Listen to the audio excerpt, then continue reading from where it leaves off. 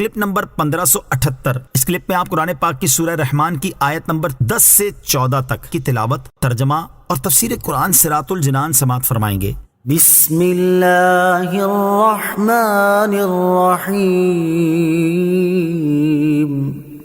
ترجمہ، اللہ کے نام سے شروع جو نہایت مہربان رحمت والا ہے۔ والارض وضعها للانام فيها فاكهة والنخل ذات الأكمام والحب ذو العصف والريحان فبأي آلاء ربكما تكذبان۔ ترجمہ، اور اس نے مخلوق کے لیے زمین رکھی، اس میں پھل، میوے اور غلاف والی کھجوریں ہیں، اور بھوسے والا اناج اور خوشبودار پھول ہیں۔ تو اے جن و انسان، تم دونوں اپنے رب کی کون کون سی نعمت کو جھٹلاؤ گے؟ وَالْأَرْضَ وَضَعَهَا لِلْأَنَامِ، اور اس نے مخلوق کے لیے زمین رکھی۔ تفسیر صراط الجنان میں ہے، ارشاد فرمایا کہ اللہ تعالیٰ نے اس مخلوق کے لیے زمین کو فرش کی طرح بچھا دیا جو اس میں رہتی اور بستی ہے، تاکہ وہ اس میں آرام کریں اور فائدے اٹھائیں۔ فیہا فاکہہ، اس میں پھل میوے ہیں۔ تفسیر صراط الجنان میں ہے، اس آیت اور اس کے بعد والی آیت میں اللہ تعالیٰ نے چند وہ منافع بیان فرمائے ہیں جو اس نے مخلوق کے لیے زمین میں پیدا فرمائے ہیں۔ ان آیات کا خلاصہ یہ ہے کہ زمین میں بے شمار اقسام کے پھل، میوے اور غلاف والی کھجوریں ہیں جن میں بہت برکت ہے، اور بھوسے والا اناج جیسے گندم اور جو وغیرہ پیدا فرمایا ہے۔ بھوسے کا فائدہ یہ ہے کہ اس میں اناج دیر تک محفوظ رہے گا، اور جب تم اناج استعمال کر لو تو وہ بھوسا تمہارے جانوروں کے چارے میں کام آئے گا۔ اور زمین میں طرح طرح کے خوشبودار پھول پیدا فرمائے تاکہ ان کی خوشبو سونگ کر تمہیں فرحت حاصل ہو، اور وہ پھول تمہاری زیب و زینت میں کام آئیں۔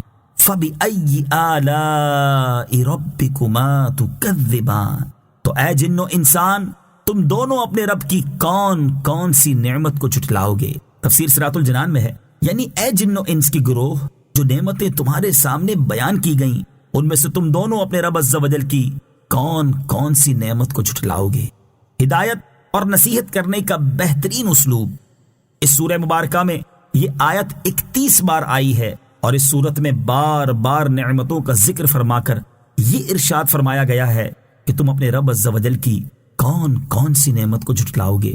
یہ ہدایت اور نصیحت کرنے کا بہترین اسلوب ہے، اور اس اسلوب کو اختیار کرنے کا مقصد یہ ہے کہ سننے والے کے نفس کو تنبیہ ہو اور اسے اپنے جرم اور کوتاہی کا حال معلوم ہو جائے کہ اس نے کس قدر نعمتوں کو جھٹلایا ہے، اور اسے اپنے کرتوتوں پر شرم آئے، اور اس طرح وہ نعمتوں کا شکر ادا کرنے اور فرما برداری کرنے کی طرف مائل ہو، اور یہ سمجھ لے کہ اللہ تعالیٰ کی اس پر بے شمار نعمتیں ہیں۔ حضرت جابر رضی اللہ تعالی عنہ فرماتے ہیں، نبی کریم صلی اللہ تعالی علیہ وآلہ وسلم اپنے صحابہ کرام علیہ رضوان کے پاس تشریف لائے اور ان کے سامنے سورہ رحمان شروع سے لے کر آخر تک پڑھی۔ صحابہ کرام علیہ رضوان یہ سورت سن کر خاموش رہے تو آپ صلی اللہ تعالی علیہ وآلہ وسلم نے ارشاد فرمایا، میں نے یہ سورت جنات کو سنائی تو انہوں نے تم سے اچھا جواب دیا۔ جب میں یہ آیت فَبِأَيِّ آلَاءِ رَبِّكُمَا تُكَذِّبَانِ پڑھتا تو وہ کہتے، اے ہمارے رب عز و جل، ہم تیری کسی نعمت کو بھی نہیں جھٹلاتے، اور تمام تعریفیں تیرے ہی لیے ہیں۔ خلق الانسان من صلصال كالفخار۔ ترجمہ، اس نے انسان کو ٹھیکری کی طرح بجنے والی سوکھی مٹی سے پیدا کیا۔ خلق الانسان من صلصال كالفخار، اس نے انسان کو ٹھیکری کی طرح بجنے والی سوکھی مٹی سے پیدا کیا۔ تفسیر صراط الجنان میں ہے، یہاں انسان سے مراد حضرت آدم علیہ نبینا علیہ الصلوۃ والسلام ہیں، اور اس آیت میں اللہ تعالیٰ نے آپ علیہ الصلوۃ والسلام کی پیدائش کی کیفیت کا ایک انداز بیان فرمایا ہے۔ قرآن پاک میں دیگر مقامات پر آپ علیہ الصلوۃ والسلام کی پیدائش کی کیفیت کے اور انداز بھی بیان فرمائے گئے ہیں۔ چنانچہ ایک مقام پر ارشاد فرمایا، هو الذي خلقكم من تراب۔ ترجمہ، وہی ہے جس نے تمہیں مٹی سے بنایا۔ ایک مقام پر ارشاد فرمایا وَلَقَدْ خَلَقْنَا الْإِنسَانَ مِنْ سُلَالَةٍ مِّن طِينٍ۔ ترجمہ، اور بے شک ہم نے انسان کو چنی ہوئی مٹی سے بنایا۔ ایک اور مقام پر ارشاد فرمایا إِنَّا خَلَقْنَاهُم مِّن طِينٍ لَازِبٍ۔